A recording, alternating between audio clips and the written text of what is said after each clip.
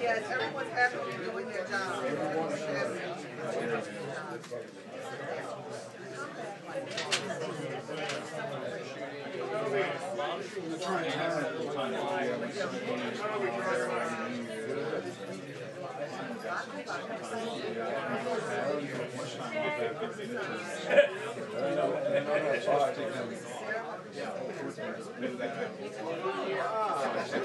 What do you call this thing?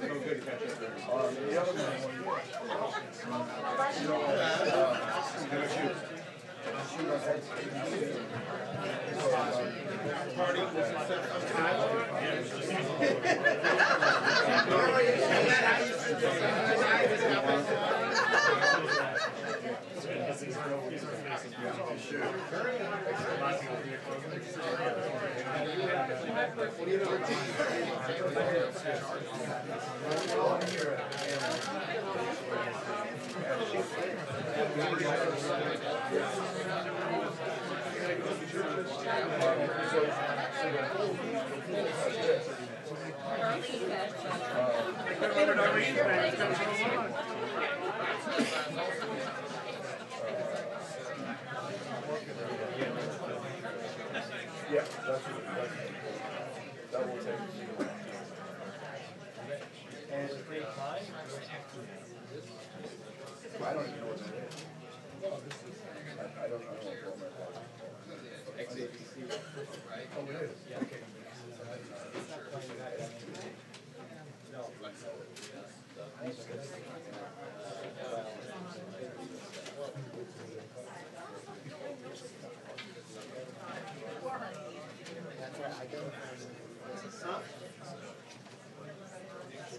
Push what? Robert, are you okay? Good.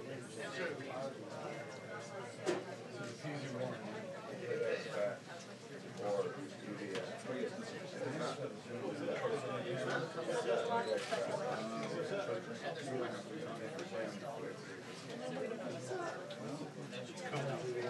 It's coming. It's coming. oh yeah, that's good too. It's a rating spread. Good. So, thank you. I was going to make it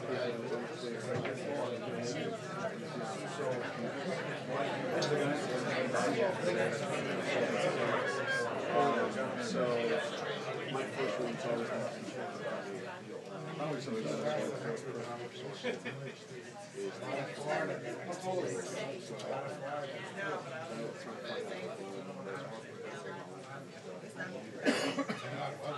that's the stuff. Great time.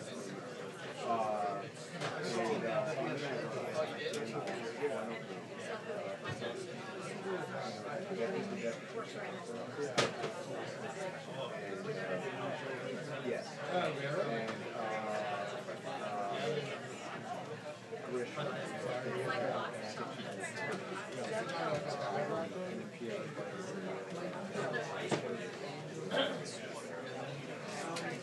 Is there another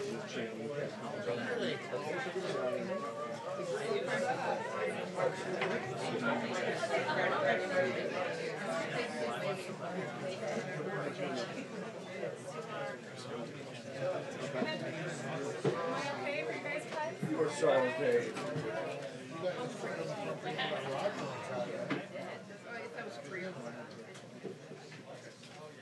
That'll all be with her.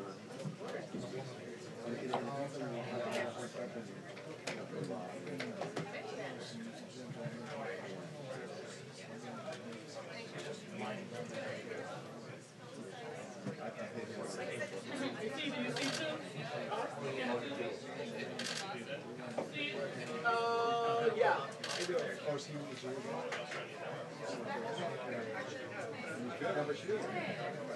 You got your bank in? So, yeah, my last Good. talk to you All found out. every time. I remember that. That's good.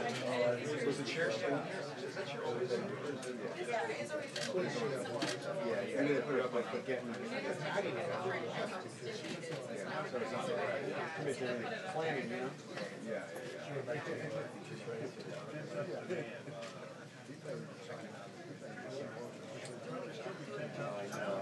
Without this,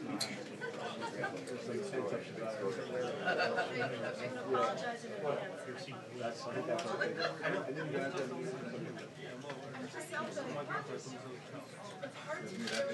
should be back. So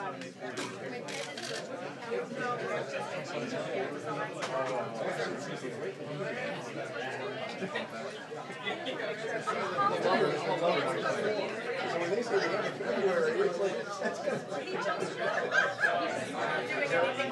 actually cool making any contact. okay.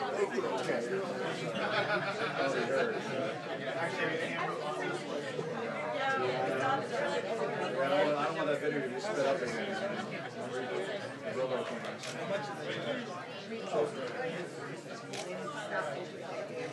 Yeah, No, I really think you did. I think that I saw that picture. I saw that picture. the symbolism.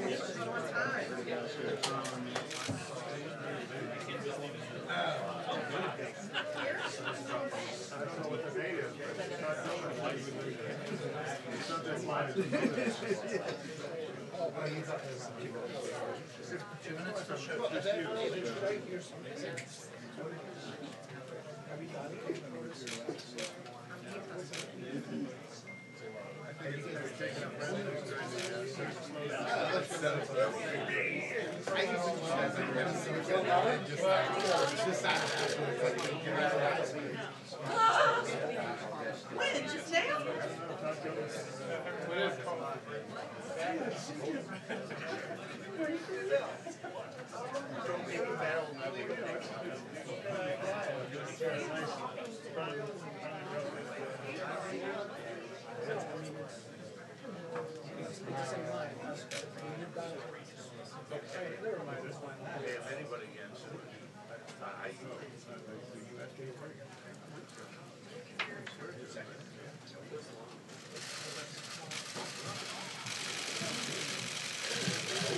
Good afternoon. Missed you guys. Under President Trump's leadership, the United States economy is growing at record levels, putting the president in a strong position to fix long-standing trade concerns with China. On Thursday, the president will meet with the Chinese vice premier, who is here this week for continued talks. President Trump is committed to achieving greater market access for U.S. exports and better treatment for our farmers, ranchers, and businesses. Fair and reciprocal trade with China will boost long-term economic growth, not only in the United States, but globally. As the president said last week, the United States proudly stands with the people of Venezuela, who have courageously spoken out against the corrupt and illegitimate regime of Nicolas Maduro. Maduro must do what's right and allow for free, fair, and credible elections in accordance with democratic principles.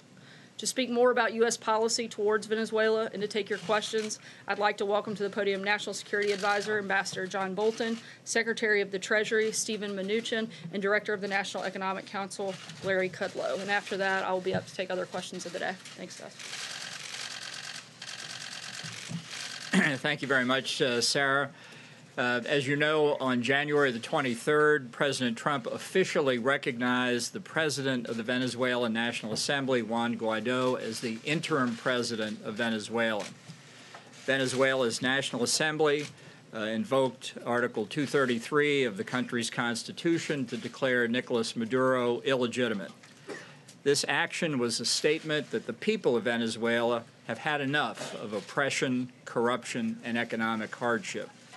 Since then, 21 other governments in the region and across the world had joined the United States in recognizing Guaido as Venezuela's interim president. Today, and I'll turn the podium over to Steven Mnuchin for this purpose, we're going to announce sanctions against Petroleas de Venezuela, Sociedad Anima, or PDVSA, as it's known by its Spanish acronym, the state-owned oil monopoly. We have continued to expose the corruption of Maduro and his cronies, and today's action ensures they can no longer loot the assets of the Venezuelan people. We expect, and Secretary Mnuchin will go into this in more detail, that today's measure totals $7 billion in assets blocked today, plus over $11 billion in lost export proceeds over the next year. We also today call on the Venezuelan military and security forces to accept the peaceful, democratic, and constitutional transfer of power. And to a certain extent, this has already begun. We have seen Venezuelan official and military personnel heeding this call.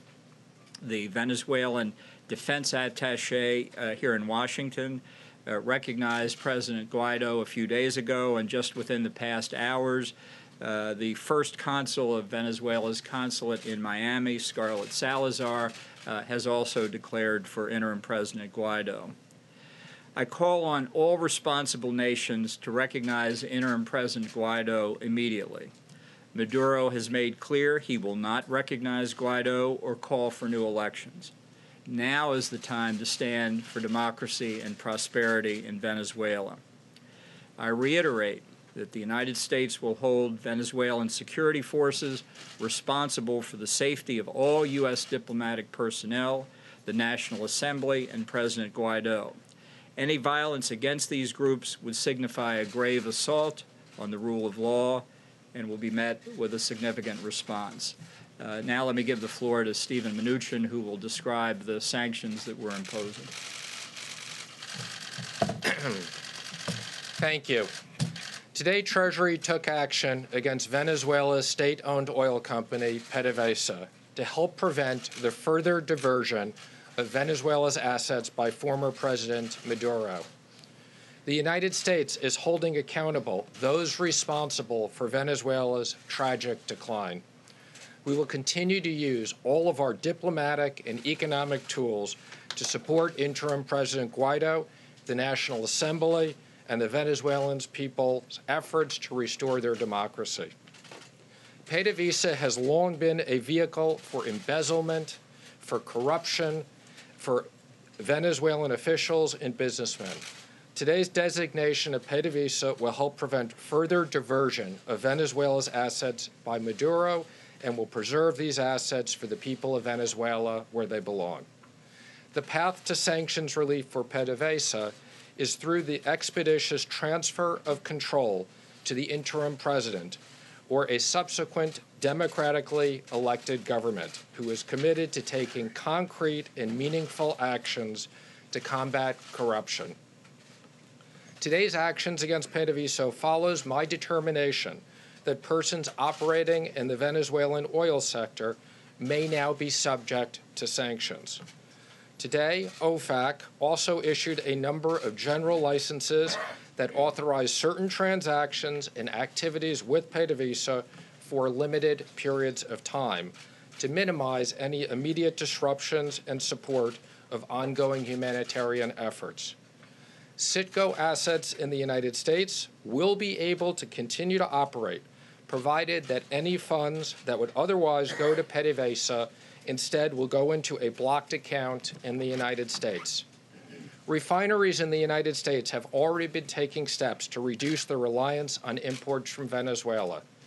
Those imports have fallen substantially in recent months. We have also issued general licenses to ensure that certain European and Caribbean countries can make an orderly transition. We continue to call on all of our allies and partners to join the United States in recognizing interim President Guaido and blocking Maduro from being able to access PDVSA funds. Thank you with that, and I'd be happy to answer some questions. Ambassador Bolton, if I could, you mentioned the word significant response. How do you define significant response? Well, we're not going to define it because we want the Venezuelan security forces to know how strongly we think that President Guaido, the National Assembly, the opposition, and most importantly, American personnel are not harmed. This is an unequivocal statement on our part. Is there any circumstance under which American forces would get involved? Look, the President has made it very clear on this matter that all options are on the table. Thank you, Mr. Secretary. You explained that there are some actions being taken here to mitigate some of the impact on the U.S. oil market. Can you walk us through those and explain how U.S. oil imports from Venezuela will be affected, what's going to happen with the money, and where you think that is going to have some impact on the oil market globally? Sure. Well, let me just comment that we will be releasing FAQs with the general licenses to explain a lot of these issues.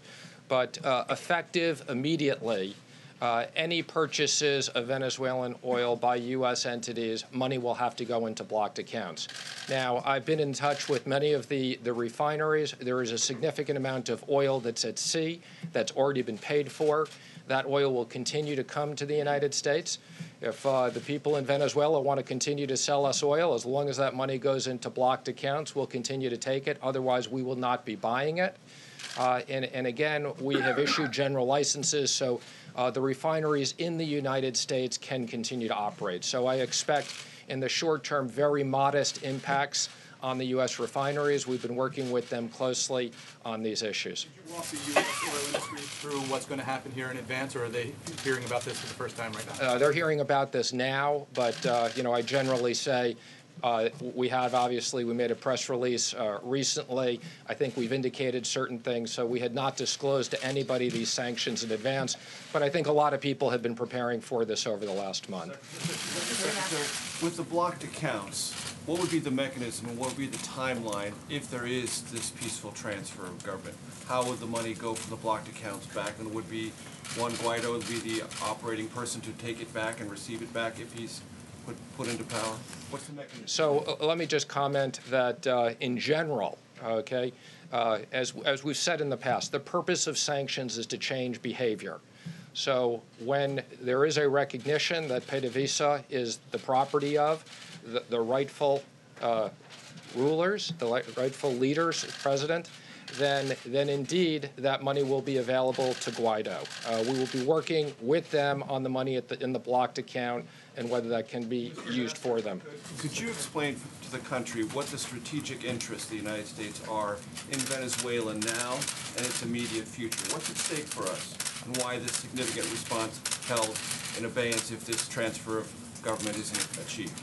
Well, we think stability and democracy in Venezuela are in the direct national interest of the United States right now. Under the Chavez-Maduro government, civil society in Venezuela is disintegrating. The economy is in a state of collapse. Something in the range of 3 to 4 million refugees have already fled the country for neighboring countries in the United States. And the authoritarian regime of Chavez and Maduro has allowed penetration by adversaries of the United States, not least of which is Cuba. Some call the country now Cubazuela, reflecting the grip that Cuba's military and security forces have on the Maduro regime. We think that's a strategic, significant threat to the United States, and there are others as well, including Iran's interest in Venezuelans' uranium deposits. Yeah, and let me just comment. This is a country that is very rich in oil resources. There's no reason why these resources shouldn't be used for the economic benefit of the people there. There's no reason for the poverty and the starvation and the humanitarian crisis. Can I ask both of you, the United States has talked a lot about a potential embargo on sales of oil and also stopping selling of oil products to Venezuela. Why haven't those been considered yet? So there will be, as part of this, limitations on selling oil products as part of the sanctions. As regards to an embargo, we're not going to make any comment on that today. We don't comment on future action. Has the administration talked to Secretary? Thank you, Mr. Secretary. Mr. Maduro seemed to anticipate the actions that you've announced today in the briefing room. He warned that Citgo is the property of the Venezuelan state, and he further said that we are the only ones who can decide its fate. What is your response to Mr. Maduro? Again, it's the property of the Venezuelan people and the proper and rightful leaders of the country. So we agree with that. He's not the proper leader of the country at this time. And I've said these are valuable assets that we are protecting for the benefit of the Venezuelan people. If I could hone in on the question about the impact on the markets. Eamon asked you about refineries. You said it will have a modest impact. What do American drivers need to know about the possible impact of the price at the pump, if any at all? Well, first let me say, there's been a big reduction in the overall price of oil. And particularly since we instituted the Iran sanctions, I think, we've been very careful in making sure that these costs don't impact the American consumer. Gas prices are almost as low as they've been in a very long period of time. These refineries impact a specific part of the country, and I think, as you've said, we're very comfortable that they have enough supply that we don't expect any big impact in the short term. That fact emboldens your position, or do you feel the United States is able to take these measures as a result of the low gas prices or low oil prices on the whole, and does that increase the United States' leverage in this debate? I would just say we are very determined, whether it's in the case of Iran or it's the case in here, to use sanctions, to use them in the right way. And we're very comfortable that we've coordinated with the Department of Energy and other people on this mechanism. Yeah, thank you, Mr. Secretary. There have been reports that there are an estimated 25,000 Cuban troops in Venezuela, troops or secret police, which is a clear violation of the OAS Charter, Chapter 4, Article 21, about troops of another country in a sovereign nation. Will the United States raise a complaint, if nothing else, with the Havana regime about troops in Venezuela? As you know, Secretary of State Pompeo addressed the OAS General Assembly a few days ago. We expect other meetings of the OAS on this and related subjects in the coming days because, as both Secretary Mnuchin and I have said, we know what the legitimate government of Venezuela is. And it's our mission now to make a full reality in Venezuela what the people of Venezuela themselves want. Do you have confirmation of that number? Since that's correct, we have you in the room here, if you don't mind me turning your attention to the talks that'll take place at the end of this week. The statement was put out just before you came out here, the talks with China. In your opinion, where does all of that stand right now? Are you comfortable with progress that's been made in the last couple of weeks? Larry Kudlow has said that the talks over the next couple of days will be determinative. Is that your assessment as well? I think we've had very productive conversations going back between the meeting between the two presidents, which was a very important time. I think, you know, we sent a team over to Beijing. There were very significant discussions for that period of time. We've had conversations since then. Ambassador Lighthizer and I are looking forward to the 2-day of talks. President Trump is going to meet with Vice Premier Liu He at the end of those. Now, let me just remind people, we do have another 30 days after this, so my expectation is that we'll make significant progress at these meetings, but I would just emphasize these are complicated issues. We have a timeline of how we've mapped out the 90 days. How much progress has been made in the last month, if you can sort of characterize it? Again, I would just comment that I think there's been significant movement, and we're working through what are still very complicated issues. Mr. Secretary, I want to go back to gas prices. Can you qualify and quantify? I understand that you're saying the gas prices are low now, but in the midst of this, with all of this that's happening with Venezuela, how long do you believe that the gas prices will move up to a modest impact on the oil industry? And can you quantify by how much? By cents, by tens of cents, or even by dollars? I mean, what is the modest impact that you're expecting? Sure. Well, let me comment that in general, I've said this before, markets are not always efficient. They move in different directions, so I want to be careful in not speculating on markets. I mean, I think kind of oil went up a lot right before the Iran sanctions. We were surprised that it went up so much. I think, you know, President Trump had been on the phone with many world leaders and making sure there was ample supply. Prices came down. The U.S. is a big exporter of oil, so there's a balance here. But, you know, I think where oil prices are now reflect the supply and demand in the market. And as I've said, we're dealing with Venezuelan oil that is a rather modest part of our overall supply. Again, we're a net exporter of energy. We are particularly concerned that there were a handful of refineries that had a dependence on Venezuelan oil. I think they read the tea leaves. They reduced that dependence significantly along the way. Most of them have in the neighborhood of 10% or less of their dependence on Venezuelan oil. So I don't expect that people will see an impact on the gas pumps. Are you talking about sweet or sour crude from Venezuela? Sweet or sour crude? Again, I'm not going to get into all the specifics of the different oil markets, but let me just say that most of these refineries, this is about 10% or less. There's plenty of supply at sea that's already been paid for, so there's inventories. There's been excess oil. I'm sure many of our friends in the Middle East will be happy to make up the supply as we push down Venezuela's supply.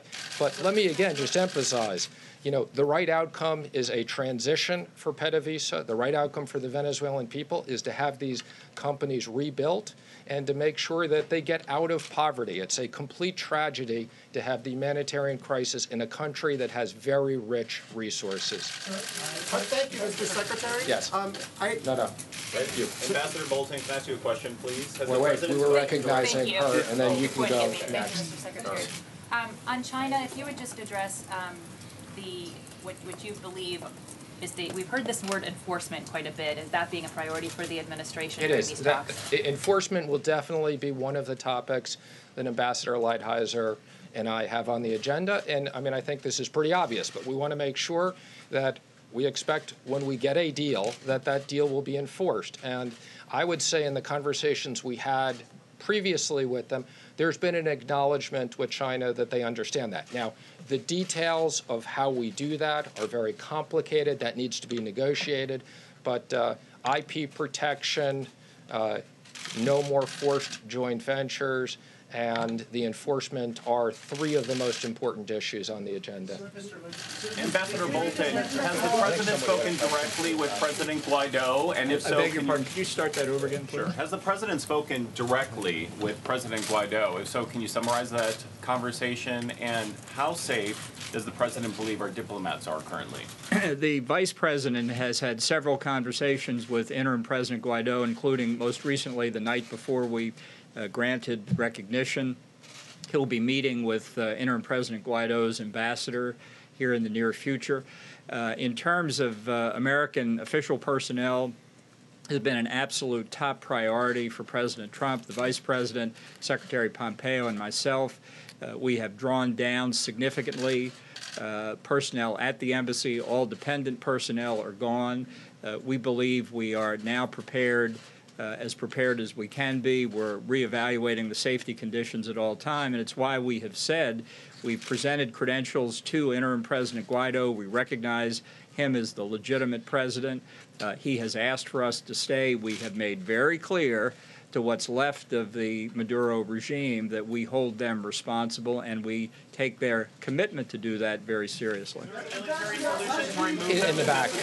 Yes. Ambassador Bolton, if I may ask you, what is your assessment of the relationship between Nicolas Maduro and his military? Do you believe support is fracturing? And do you believe that the Russians are playing any kind of role in trying to support the military?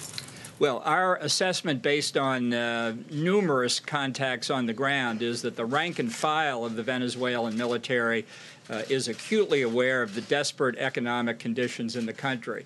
And we think they look for ways to support the National Assembly government. We think the junior officer ranks and the mid-level officer ranks are the same. And we are also aware of significant contacts between general officers of the Venezuelan military and supporters of the National Assembly. So you may have seen a statement last week by the Defense Minister, Vladimir Padrino, flanked by a number of generals in uniform. What they didn't know was how many of them were already talking to the National Assembly. Okay. We'll take one more here. Twofold. Do we have a timeline where we're going to reassess as to whether or not these sanctions are working and what the next step would be? Is there a timeline in place for that? And secondly, can you speak to the administration's critics who say that since the government shutdown, the administration is in disarray?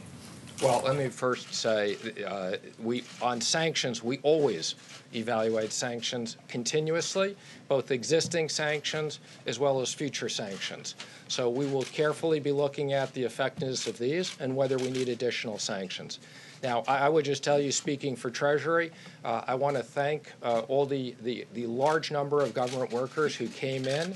I will tell you, as it relates to specifically the sanctions area, people have been working round the clock, and we couldn't have gotten this done without the enormous support of all the people who came in. So quite the contrary, we weren't in disarray. Again, I want to thank all the important people who helped out on this. Mr. Secretary? Very briefly, I'm going to have Larry Kudlow come up, give a quick economic update, take a couple questions on that, and then I'll be back up for the rest of the questions for today. Good, thanks. I'll just say, as I have for a while, that I still think the economy is very strong. I know there's some disagreements, but I think as the numbers shake out, the Commerce Department is reopening. We're going to get a GDP report probably next week. We'll get a jobs report this Friday, so that'll work out. Based on things we've talked about here, unemployment claims low, industrial production strong, business investment strong, holiday sales very strong. I still think we're on a 3% trend line growth rate, and I'm proud of that. I think that the program of lower tax rates and regulatory rollback and opening up energy and so forth is working and is continuing to work. And I think, frankly, the optimists, the guys that took the over, are going to be right. Yes, Major.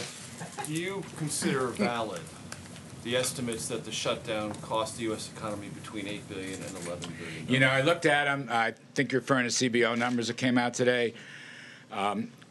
We frequently disagree with CBO. With all respect, they're doing the best job they can. I get that. No, I don't. I won't acknowledge any of that right now. And you know, in a $20 trillion economy, it's awfully hard to make even the best guesstimates of those kinds of small fractions of numbers. That's what you're looking at here. Let's see how it rolls out. We'll get a GDP report in about a week for Q4. It'll take longer for the first quarter. As I've said many times, I think you have just a whole bunch of very temporary factors. And now that the government is reopened, the switch goes right back on. There's certainly no permanent damage to the economy. So I just, again, with the greatest respect to my friends at CBO who often disagree with us and do not acknowledge the importance of our program tax cuts, just to put an editorial in, no, I don't really agree. Sorry. Can I follow up and just say, from your economic perspective, how disruptive was this? Not at all? Look, the hardships for individuals was always the key problem here, in my judgment. And as Steve Mnuchin said, and others, you know, I'm glad we're back to work.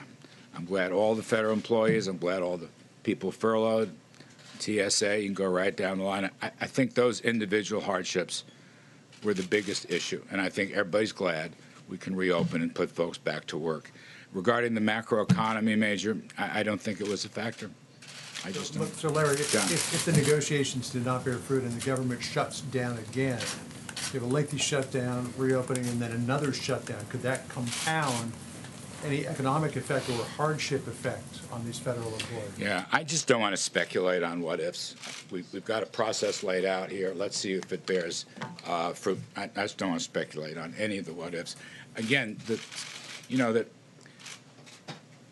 state of the economy, to me, my colleagues, Kevin Hastings and so forth, looks very strong. And I don't think that was disrupted. I don't. I know things have been written in their individual hardship cases. Again, I'll repeat that. But in the aggregate, you know, the numbers we saw, low unemployment claims, unbelievably strong same-store retail sales, the industrial production number from the Federal Reserve, where business equipment went up for the 7th straight month. Just a scattered look at all those kinds of data points suggests to us that we're still in a very strong mode right now. And I use the 3% as our longer-term view, but I also think it's going to pan out in the short run. So we will see. Yes. The Chinese talks this week, is it possible we'll see the framework for a deal emerge? I don't want to say anything on that. Secretary Mnuchin's correct. I don't want to make any predictions on that. These are very difficult, very, very important. The only comment I'll make is, and I've said this before, the scope of these talks will be the broadest and deepest in U.S.-China history. We've never had anything this comprehensive, and I regard that as a big plus. How these things are worked out, we'll have to wait and see. The president has expressed some, I would say, guarded optimism about the talks. Li Yuhe is coming with his top people, and that's very important, and our top people will be negotiating. But it's encouraging to me that everything is on the table. I know that's a cliche in other areas, but in trade talks it is too. Having said that, I do want to reiterate, I don't recall whose point it was, enforcement issues will be very important. And I know Ambassador Lighthizer has said that, and it's a key part of this discussion. Yes. Yes, sir. Do you favor government contractors who are furloughed also getting back pay? I'm not sure how. Some of them do. I think the defense-related ones will, but I'm not sure. I'm not an expert on that. I'd have to go and check that. I'd have to take a look at the scope of it. I honestly don't know.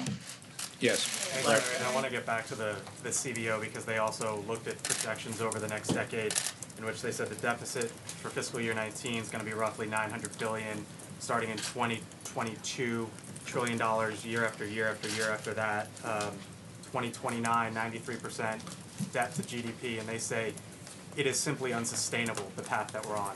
Does the White House agree with that? And if it is unsustainable, is the White House planning to do anything to change it? You know, we have a fundamental disagreement with that agency regarding the growth outlook.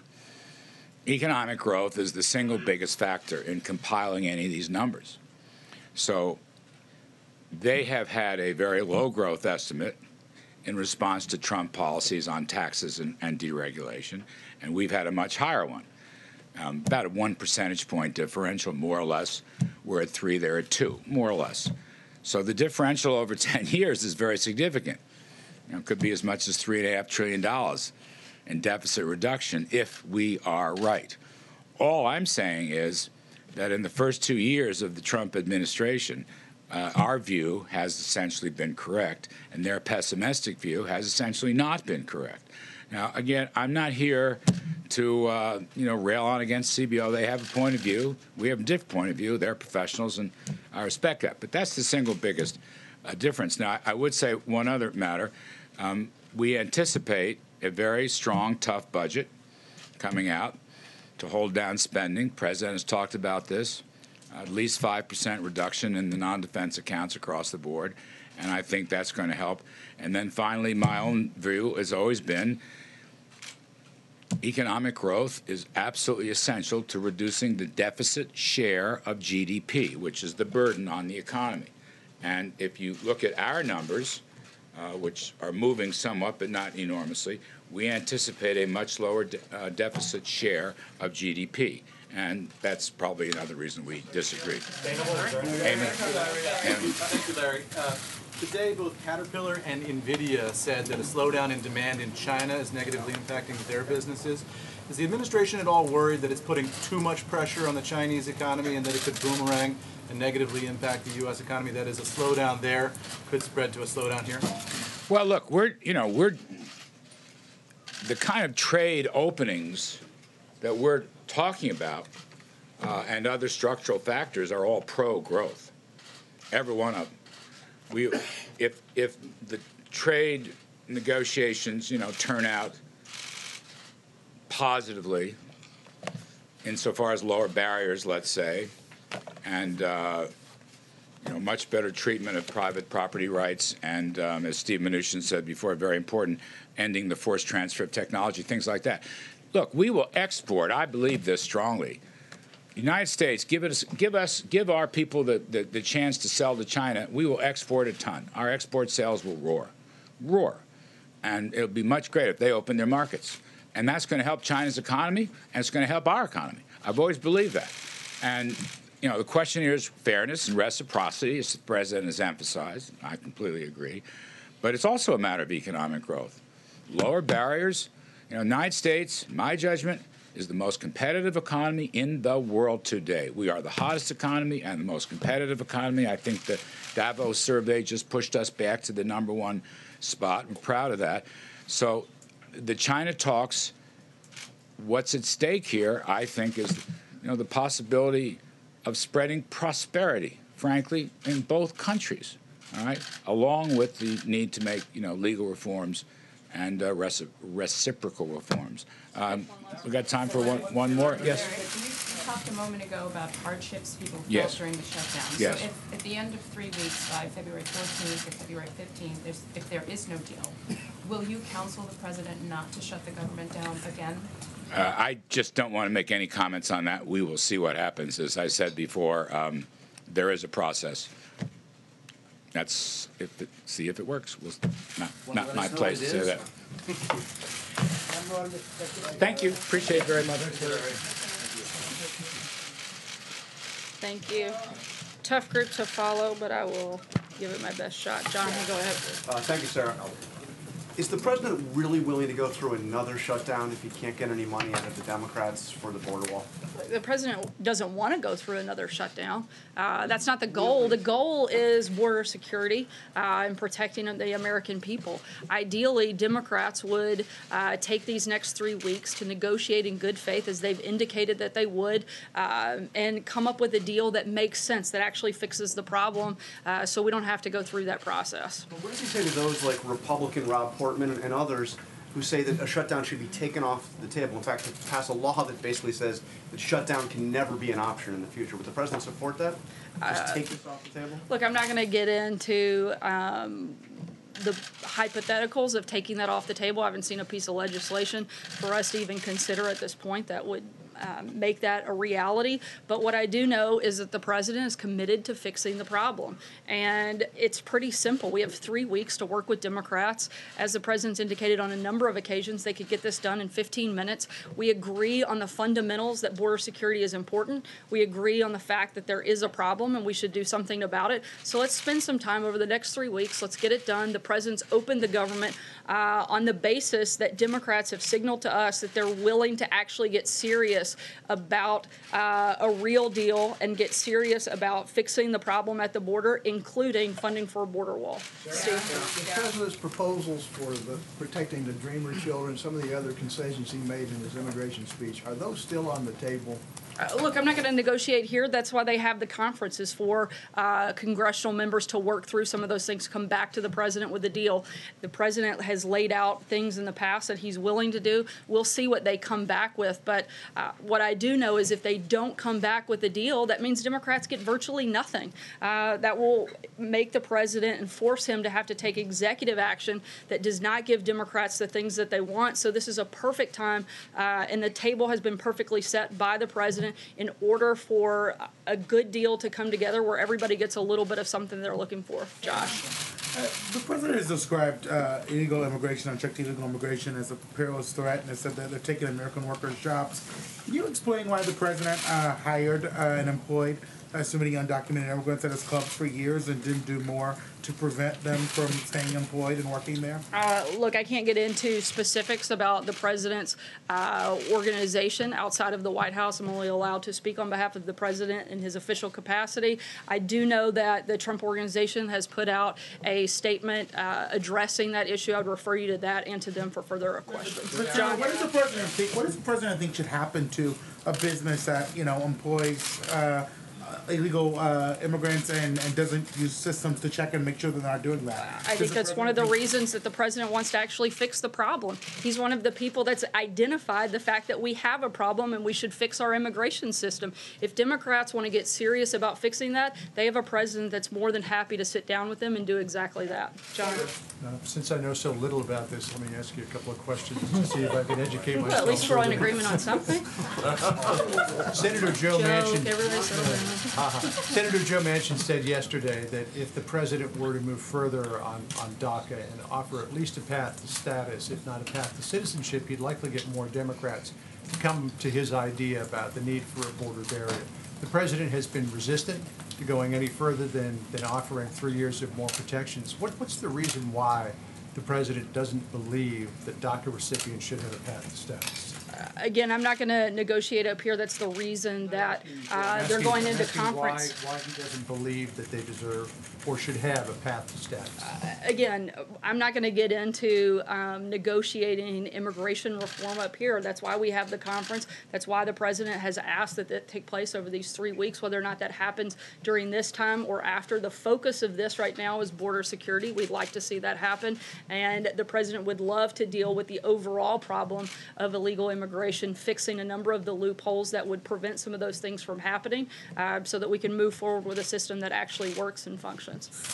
Sarah. And congratulations. Welcome back. Thank you. You look more well-rested than you should, but go ahead. What is the White House going to have a representative in these meetings, the conference committee on the health? I'm not aware of a specific White House attendee that would participate. Certainly will be engaged with members across the board, both those that are part of the conference as well as the back and forth that will take place before and after. What's your data point here that? But we'll keep you posted when White House is in attendance. Okay. What's your data point here on the idea that Democrats are ready to, as you say, get serious about immigration reform? What is the signal that the president specifically got from Democrats? We've to had reopen the government? a number of Democrats that have both publicly stated support for border security, including a wall, including barriers. We've also had a lot of private conversations in which Democrats have signaled their willingness, if the government is open to sit down and negotiate. The president is taking them at their word and hopes that they'll negotiate in good faith, and we hope that we'll see that happen. Jordan? Thanks, Sarah. Stephen Miller is quoted in a clip in his book as saying, "I would be happy if not a single refugee foot ever again touched American soil." Is the policy of this administration to eventually get refugee resettlement down to zero? I'm not aware of any statement like that Stephen Miller has ever made, and certainly not the policy of the administration. Sarah, is the president going to have his physical exam soon? The president will, as always, undergo a yearly physical exam. We'll keep you posted on the date and time when that happens. April? Sarah, two questions. One, I want to go back to what Darlene asked, Larry Kudlow, and I'm going to ask it in a different way. Can this economy sustain another... Do you mind speaking up? I'm sorry. I'm going back to what Darlene asked with Mr. Kudlow. Can this economy sustain with another government shutdown? Again, as I told Jonathan, we don't want another government shutdown. We want a deal that actually addresses border security. It seems like it should be so simple. We're all in agreement that we need it. We're all in agreement that there's a problem, so let's fix it. So we don't have to go through that process again. But can the economy, Larry Kudlow was very hopeful and optimistic, even though the numbers show otherwise. Actually, the numbers don't show otherwise. The numbers show that we have an incredibly strong economy. The numbers show that jobs continue to grow, wages continue to rise, unemployment continues to drop. The numbers are actually very much in the favor of the things that Larry laid out. Again, do we want another shutdown? No, but the president and his team have focused on long-term economic stability, long-term economic fundamentals, and we think that if we had to, we could sustain that, but certainly we don't want to. That's not the goal. My last question. Go ahead. So there are several people that are now indicted that have some kind of connection to either the campaign or the president. Have these people tried to make contact with the president via their mutual friends? I'm not aware of any contact from those individuals. John? Thanks a lot, Sarah. On the State of the Union address that was supposed to take place tomorrow night, I know that House Speaker Pelosi said that she would extend an invitation to the president once the government has reopened. It's reopened. Has she extended an invitation to the president? Do you believe, Sarah, that she's acting in good faith in this regard? I certainly don't think she acted in good faith on the front end, considering she cited security concerns that didn't exist, but we're certainly hopeful that moving forward in the future that she will. The president, as he always does, looks forward to addressing the American people, and we'll do that as soon as that invitation is received. Francesca? Sorry, go ahead. If I could, Sarah, do you expect her to extend an invitation to the president in the course of this 3-week window while negotiations are ongoing? That's a better question for Speaker Pelosi. Francesca. Thank you, Sarah. You're not exactly ruling out another shutdown, and many federal workers who came back today are concerned that there could be another shutdown. What's your advice or message to them in this 3 weeks? Should they be saving their money? Should they be concerned that they might not get another paycheck so soon? My advice would be to call your Democrat members of Congress and ask them to fix the problem so that we don't have to continue having this process, and so that we actually secure the border and protect American citizens. Steve? On the same subject, Sarah, the president tweeted over the weekend and said that he made no concessions whatsoever, but influential conservatives are saying that he has made concessions in this, because he originally said that he would not sign any legislation that did not include money for the border wall, and then he went ahead and did that. And granted, it only keeps the government open for the next 3 weeks. He said he wouldn't do that either. And so how can the president say that he made absolutely no concessions to Democrats on this legislation? Because the negotiations are still ongoing, and I would argue that conservatives that actually have influence have supported the president throughout this process. They believe in border security. They believe in protecting Americans, just like the president, and they stand with him. Again, this is a simple fix. It's easy for Democrats to sit down and come to an agreement and work with us to get border security. John? Yeah, thank you, Sarah. The president has spoken increasingly of declaring a state of emergency after February 15th and using funds already there for the building of the wall under the aegis of national security and homeland security. Several conservatives who are normally supporters of the president warn not to go in that direction, that it would create too many problems with federal authority interceding with state authority.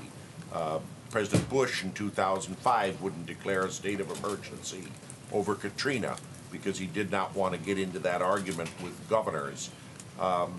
Has the president considered this and the criticisms and warnings of fellow Republicans, notably Senator Blunt of Missouri? Certainly the president listens to members of Congress as well as constituents across the country, but the president's number one duty and the number one responsibility he sees as commander-in-chief is protecting the American people. He sees the crisis at the border to be a real one. I don't think anybody in the country can argue the fact that there is a real problem at our border. It needs to be fixed, and the president's going to do what it takes to address it. Callie? Thanks. I have a question for you on the shutdown, but first I want to ask, has the president ruled out a pardon for Roger Stone? I'm not aware of that. Haven't had any conversations regarding that matter. Will you discuss it with him and let us know? I'm not going to get into that at this point, but if need be, we'll let you know. You talked about the possibility that the president may use his executive authority. He has put that option on the table many times, most recently Friday in the Rose Garden. If the president truly believes that what's happening is an emergency, why would he wait 3 weeks to declare it? Because it's real simple. As the president has said, as most of us in the administration have said on a number of fronts, the best fix is to be able to do it legislatively. But if Congress, particularly Democrats in Congress, would rather play political games and actually do their jobs and fix the problem, then the president will be forced to take a different path. Again, ideally that doesn't happen, but we'll see what happens. Legally, it's either an emergency, Sarah, or it's not an emergency. You can't have a half emergency, right? No, so which is it? You're missing the point. It is not just an emergency, it's a crisis at the border, both a national security and a humanitarian crisis. But there's a process in which the president wants to exhaust all options, primarily doing what we feel is the best one, which is a legislative fix. But if Congress doesn't do their job, then the president will be forced to make up for all of their shortcomings. Sarah, two questions, Sarah. You talked about what you're not going to negotiate. I'd like to ask you, is the $5.7 billion request from the president non-negotiable? Again, I'm not going to negotiate from here. That's the whole point of the conference, is to iron out those details and come back to the president with a deal. At the end of the day, the biggest thing that has to happen is there has to be real and adequate funding for border security, including funding for a wall, and we'll see what the conference comes back with. That would be a number of possibly less than 5.7. Again, Major, I'm not going to negotiate with you. That's not my role. My job is to communicate where we are in the process, and right now we're in the process of letting the conference do its job, negotiate a deal, and come back to the president. Thank you, Sarah. Two questions. Thank you, Sarah. Two questions for you, if I may. First, on the government shutdown, the president made several promises to families, particularly those who have been affected by crimes committed by illegal immigrants, that they would have a wall at the end of this government shutdown, at the end of this promise. Can he maintain that promise that there will be, to those families, that there will be a wall on the southern border by the end of his first term? Again, as you know, the president and his administration have engaged and built roughly 100, or contracted to build roughly 115 miles of the border. This 3-week package that just passed, that Democrats actually voted for, included over $200 million in funding for the wall. And the president's not going to stop until the border is secure, and that includes having a border wall. Another question for you on Afghanistan. There's talk in Afghanistan by the U.S. envoy of a deal that would basically pull U.S. forces out of the country in exchange for a guarantee from the Taliban that there will be no terrorists who remain in the country. Is that a plan that has the White House's support? Is the president support that sort of plan? And would that be a victory for the United States after almost 17 years of war there? Our priority is to end the war in Afghanistan and to ensure that there is never a base for terrorism in Afghanistan again. Negotiations are going to continue. For anything specific, I can't get into that right now, but I refer you to the State Department beyond that. Krista. Sarah, thank you. Just to follow up quickly on your answer to Hallie, you said, I'm not aware of that, when asked if the president had ruled out a pardon for Roger Stone. So does that mean he hasn't ruled out a pardon? Again, I'm not aware of any conversation even regarding that or a need for it. Can you guarantee, Sarah, just to follow up, can you guarantee that the president won't pardon Roger Stone? Again, I'm not going to talk about hypotheticals that are just ridiculous of things I haven't talked about. Jim, go ahead. Crime to be in discussions with WikiLeaks. Never thought I would be shutting down one reporter to go to Jim Acosta, but here we are. Marco Rubio said over the weekend, Sarah, that working with WikiLeaks should be considered a crime. Does the president agree? I'm sorry, I didn't hear the last part. Marco Rubio said over the weekend that working with WikiLeaks should be considered a crime. Does the president agree? Look, I think every single outlet that you all represent looked for and searched for information that WikiLeaks was providing, including reporting on it. So I think there's a responsibility by members of the media.